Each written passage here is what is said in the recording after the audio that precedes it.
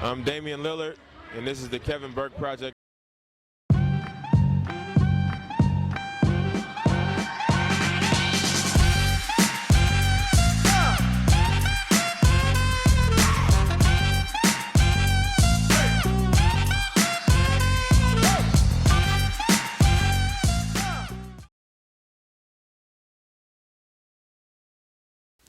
Episode 59, the Kevin Burke Project. So hold on. Deion Sanders said what? Yep. We're looking at now quarterbacks are different. Yeah. We want mother, father, dual parent. Mm-hmm. We want that kid to be 3-5 and up because he's got to be smart. Mm-hmm. Not bad decisions off the field at all because he has to be a leader of men. It's so many different attributes and what we look for when we see a quarterback. And you would love a coach's son. Somewhere that the coach has coached him, and I'm not going down my road. I see you smiling because I know who your quarterback is right now. He's talking about my son. I didn't just build a template for my son, but that's what really we look for in quarterbacks. Different positions are different. Like O-lineman, I look for dual parent homes, right? A strong father that they adhered to, right? Smart kid, at least 3.3. and above. You're also describing Hurts. Yeah, tough. Well. I mean, physical. I mean, offensive lineman. Defensive lineman is totally opposite. What do you mean? Single mama. Trying to get it.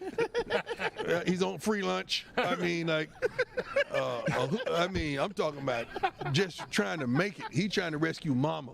Like mama barely made the flight. Trying to get out.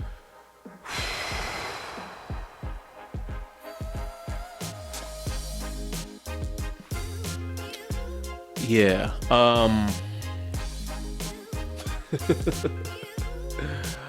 Wow.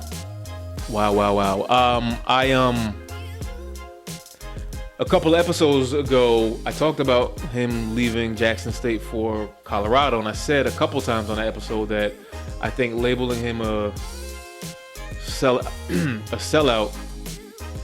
is a bit much. It's a little harsh. I still feel that way. I still feel that's a hefty label to place on somebody. So I won't go that far still. But wow, those comments, that's a lot to digest. That is deeply coded language from somebody who I never would have expected that from. Somebody who just came from coaching in HBCU to say something like that is dangerous, reckless, damning, harmful. It's wow. Now obviously you got to read between the lines. I don't think you have to read between the lines too tough. If you don't know what I'm talking about, you might as well stop watching this right now because I can't help you. Wow. And the crazy part about that whole clip is everybody on that panel just laughing and chuckling and like, what are they laughing at? Are they laughing at what you're saying, Deion? Or are they laughing at you? That's crazy to me. I'm not gonna lie. That changes my whole perception of Deion a little bit. It's what does that even mean, man? I mean, like, I know what it means, but like, I wish somebody would have challenged him a little bit on that. I mean, they're too busy laughing, but I didn't think that was funny. If not even challenge him, just can you expound a little bit? What do you mean by that? I mean, I don't know where to go. I don't even know what to say about that one. That was not a good look for him. That's going to be for people who are already on the edge of jumping ship off of the Deion bandwagon because he left Jackson State for Colorado. They're gone. They're never coming back. So I feel like he has to do a lot to get back into the good graces of a certain population of people. And I wish him luck because that's going to be an uphill battle. Let me go to the NBA. The Memphis Grizzlies. I feel like I've talked about them every episode because I'm always like, if they don't be careful, I like the cockiness, I like the confidence. If they don't be careful, they're gonna have a whole bunch of people not liking them. And the Ja situation recently does not necessarily fall into that category. The Ja situation, I know this was a while ago, but I haven't spoken about it. I think it's I don't know. It's I don't know. I'm glad he took some time away to get right. I just hope that those 2 weeks or whatever it was long enough. And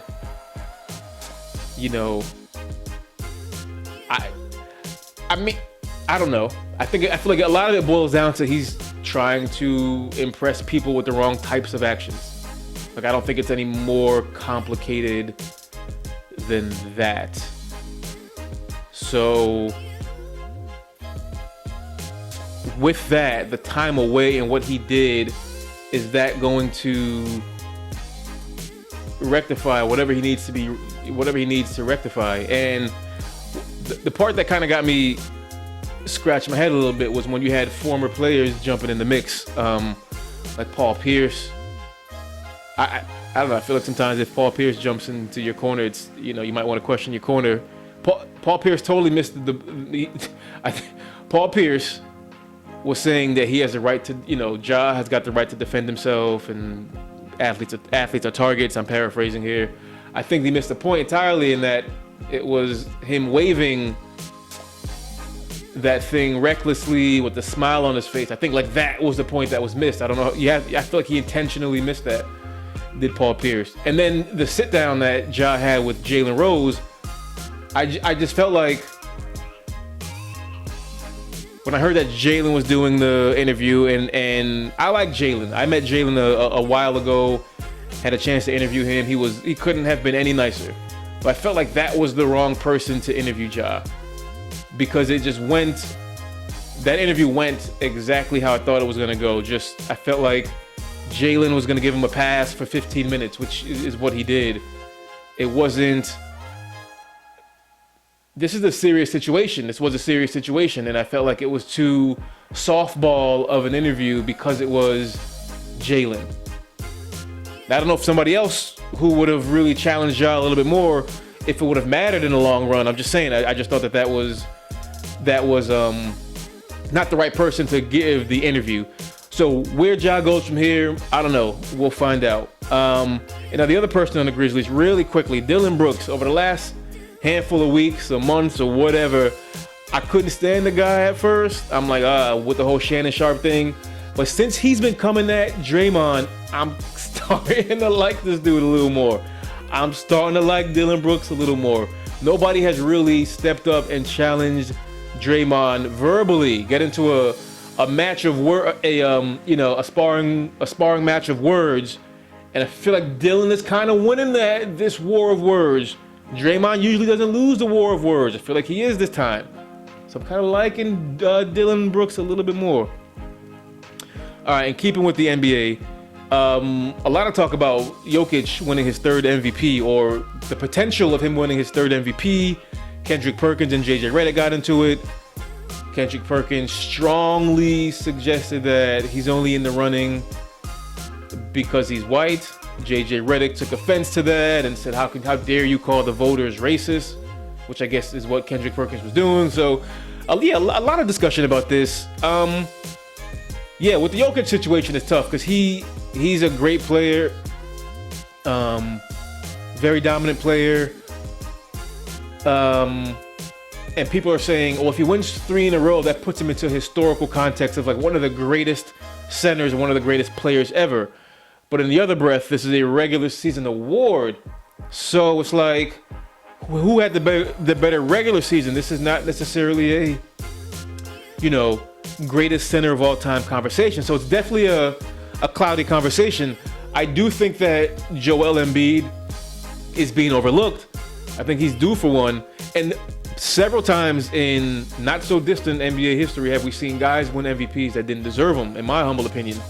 And people are bringing up Steve Nash a lot. When Steve Nash won his 2, I remember, those run and gun Phoenix Suns. The eye test made it feel like, yeah, Steve Nash is the MVP.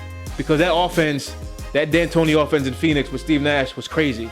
It was ahead of its time. Like, now every team runs like that. But it was ahead of its time, and I was like, man, Steve Nash is really making his team go.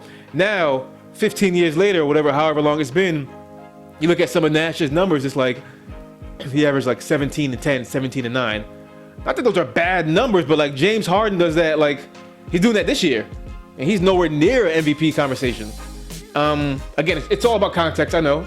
It's all about context. This is now versus when Steve Nash won. Matter of fact, I like a lot of guys, like Tim Duncan. I feel like Tim Duncan, one of his MVPs, I feel like should have gone to Jason Kidd. I feel like Jason Kidd did for the Nets exactly what Steve Nash did for the Suns that earned him an MVP. But oh, by the way, Jason Kidd took the Nets to the finals, whereas Steve Nash didn't. It's I don't know. So these happen all the time. I mean, Kobe Bryant having one MVP, Shaq only having one MVP, LeBron only having 4 MVPs. It brings a lot of things into question. Ultimately, I feel like the Jokic situation is interesting. I was surprised he actually won his second one back to back. I feel like, only, Larry Bird, I think it's Wilt Chamberlain, and I should have the list in front of me of the people who won 3 in a row. Jokic would be only the 4th player ever to do that. So does he deserve it? Probably. And primarily because the Nuggets are number 1 in the West. I think Embiid is due, and I think he will win it this year. Ask me in a couple of weeks, I might change my mind. And keeping with the NBA, as I sit and speak right now, the playoffs are about to begin, and I just don't get this play-in tournament thing, man. I just don't get it. I don't, and I'm an NBA apologist. I feel like in sports, for me, I'm an apologist for probably like a handful of things, probably 3 things. I'm an NBA apologist, I'm a UConn apologist, and I'm a Penny Hardaway apologist. Like, those 3 things, I feel like, you have a tough time convincing me otherwise that those 3 things aren't great. But this play-in tournament, and I don't know. I just can't. Even for me, if I'm not getting behind something with the NBA, it must really be off. And I applaud Adam Silver. He's always trying to do something different, shake up the league. He's very proactive. I just think that after 82 games, if you couldn't be one of the top 8 players in your conference, then you probably should not be in the playoffs. I don't think you need another game or 2 to prove that you should be in the playoffs if you're a 9th or 10th seed. Why? It doesn't drum up the excitement for me that I think is the intent for NBA fans. Maybe it's supposed to pull in the casual fans, but it's not working for me. It's not at all. And even I'm trying to wrap my brain around how the tournament even goes. Like, if you're 7 and 8, you only got to win 1 game, but if you're 9 or 10, you got to win 2. And even that, I haven't even wrapped my brain around that in the 2 or 3 years. I just don't think it's necessary. I think it's here to stay. I don't know. I can't get behind it. I won't watch the games, though. I will. All right, lastly, before I get out of here, Cam Newton is obviously trying to get back in the league. He's been trying to get back in the league for a while, and he is very active on his podcast. I think it's a podcast. I don't even know what a podcast is, to be honest with you. What is considered a podcast? He's talking on a camera, and I saw it on YouTube. Is that a podcast? I don't consider this a podcast. Anyway, Cam Newton has a digital show, I will say, that I saw on YouTube, whatever you want to call it, and he's talking about the whole episode was dedicated to the quarterbacks that he would back up. So he's basically saying, let me tell my own narrative. I'm not saying I got to come in here and be a starter. I will be a backup, right? I'm willing to be a backup. And he named, I think it was 12 quarterbacks that he would back up. And I'm like, if you're trying to get back in the league and you're pulling out these ultimatum type videos,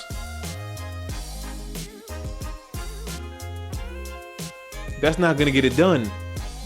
you're already cutting off half of the teams in the league by saying, I'm only going to back up these 12 guys. So if team ABC, you want me, I'm telling you I'm not coming because I'm not backing up that quarterback. That's essentially what he did. Cam, if you're trying to get back in the league, I don't think you're in a position. And let me be clear, I do think Cam Newton is talented enough to have a job in the NFL. Definitely. Not even a question. But possibly even start, for sure. Some of the guys I'm seeing in the league now, he for sure should be in the league. But him talking about, I'm only willing to, that's the word he used, willing to back up these 12, that's not going to get it done.